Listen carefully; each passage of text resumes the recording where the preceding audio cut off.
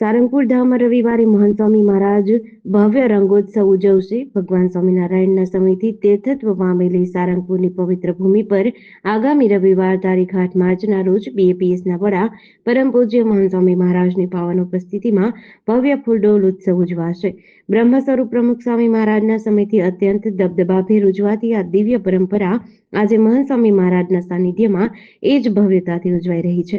આ મહોત્સવમાં સહભાગી થવા માટે વિશ્વના 5 ખંડોમાંથી હજારોની સંખ્યામાં ભાવિકો અને હરિભક્તો સારંગપુર ઉમટશે. તૈયારીઓની આખરી ઓપ અને ભવ્ય આયોજન હજારો હરિભક્તોએ પધારવાના છે. ત્યારે સારંગપુરમાં રંગોત્સવની તડામાર તૈયારીઓ ચાલુ છે. ત્યારે મુખ્ય ઉત્સવ માટે 7.5 લાખ ચોરસ ફૂટ જમીન પર એક વિશાળ સભા મંડપ તૈયાર કર્યો છે. અહીં 125 ફૂટ લાંબો, 40 ફૂટ ઊંડો અને 40 ફૂટ ઊંચો એક ભવ્ય મુખ્ય મંચ બનાવવામાં આવ્યો છે. દૂર બેઠેલા ભક્તો પણ સારી રીતે દર્શન કરી શકે તે માટે સ્ટેજની મધ્યમાં અને બંને બાજુ મળીને કુલ 8 વિશાળ એલઈડી સ્ક્રીન ગોઠવવામાં આવી છે. 5,000 સ્વયંસેવકો અને સુવિધાઓ આટલા મોટા આયોજન અને દરેક પરિસ્થિતિને પહોંચી વળવા માટે અત્યારે 5,000 જેટલા સ્વયંસેવકો અને સ્વયંસેવિકાઓ કાર્યરત છે.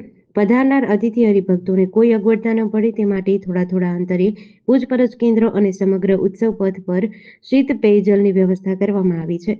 ઉત્સવના અંતે સૌના માટે ગરમાગરમ સ્વામિનારાયણીય ખીચડીના મહાપ્રસાદની વ્યવસ્થા કરાઈ છે.